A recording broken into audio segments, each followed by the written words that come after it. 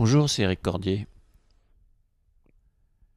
Les survivants de l'expérience de mort imminente racontent des histoires étonnantes sur leur sortie de corps et le réveil spirituel qui en découle.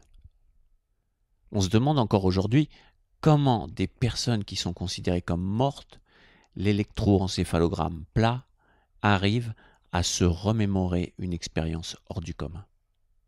Souvent édifiante sur le plan spirituel, avec en plus une vie complètement transformée.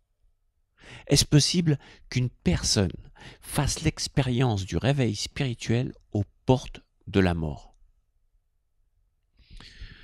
La plupart des gens croient que ce réveil spirituel ne concerne que les personnes religieuses comme les saints, les yogis, les lamas, etc.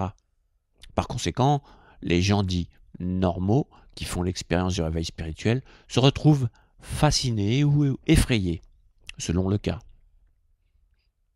Puis il y a ceux qui provoquent ce réveil de manière intentionnelle par la méditation, le yoga et d'autres rituels. Mais il y en a qui arrivent à cette expérience au moment même de la mort. Le docteur David Sanfilippo a écrit dans un livre intitulé Les interprétations religieuses de NDE qu'une expérience proche de la mort est une expérience consciente dans laquelle un individu éprouve le sentiment d'être isolé du reste du monde physique pendant tout le processus de la mort physiologique. Médicalement, les expériences de NDE, comme le décrit le docteur Filippo, se produisent quand le patient ne peut plus respirer et que son cœur s'arrête, produisant des substances très puissantes dans tout l'organisme. Les survivants d'une NDE disent qu'ils sont sortis de leur corps, que leur esprit ou leur âme s'en est détaché. Pendant ce laps de temps hors du corps, l'âme fait une expérience de la lumière et de l'obscurité. Elle rencontre des êtres spirituels et divins qui l'aident à voir clair dans sa vie. Cette expérience ne privilégie absolument pas les personnes religieuses, ni celles qui sont croyantes ou sont au fait des choses spirituelles.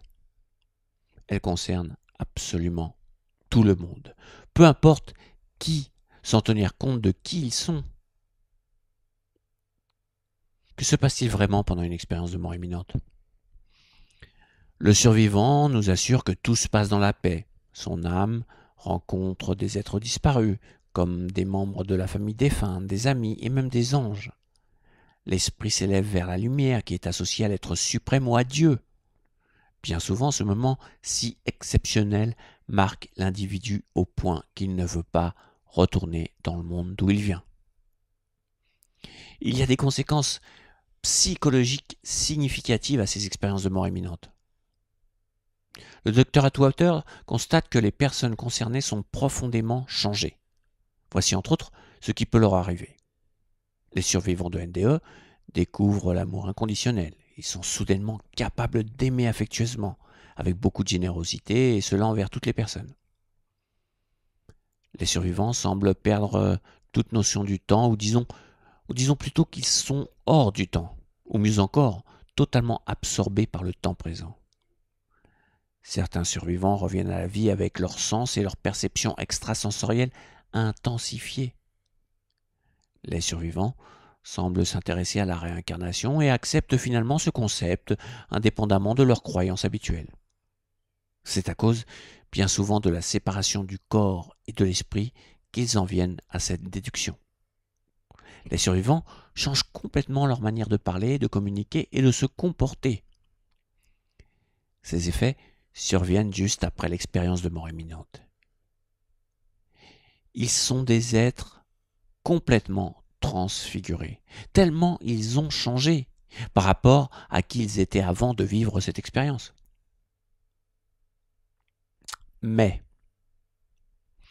il existe aussi des NDE négatives, où la personne, après un arrêt cardiaque, se retrouve en plein cauchemar. Soit ils se retrouvent dans le néant complètement seuls, dans le noir total. Ils sont terrifiés car ils ont peur de passer l'éternité dans cette condition. Soit ils vivent des expériences très désagréables. Les victimes de NDE négatives n'en ressortent pas indemnes non plus, ils sont traumatisés, quelquefois ils sont obligés de suivre une psychothérapie. Alors, cela signifie-t-il qu'il existe un paradis et un enfer? Absolument pas. Car si ces gens sont revenus, ils ne connaissent pas l'après-mort. D'ailleurs, le bouddhisme parle de bardo pour les différents stades de la mort. Donc, comme on a pu vous réanimer, la connexion n'était pas coupée entre votre corps et votre âme. Et ce que vous avez vu n'était pas la mort, mais toutes vos craintes, vos peurs humaines. Vous avez entreaperçu quelque chose, mais ce n'était pas la mort. Pas la vraie, en tout cas. Peut-être que ceux qui font des NDE négatives ont des difficultés à lâcher prise lors du grand saut.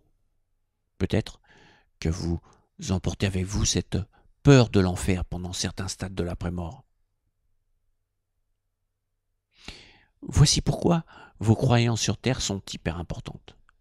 Retenez ceci, toute croyance basée sur la peur peut vous faire basculer vers une NDE négative. Essayez aussi de régler toute culpabilité sur ce que vous avez fait dans votre vie. Vous ne devez pas regretter ni vous sentir coupable de quoi que ce soit, car vous pouvez apporter vos préoccupations avec vous après la mort. Si vous voulez voir un excellent film qui représente bien cela, le titre est Au-delà de nos rêves avec Robin Williams. À bientôt, au revoir.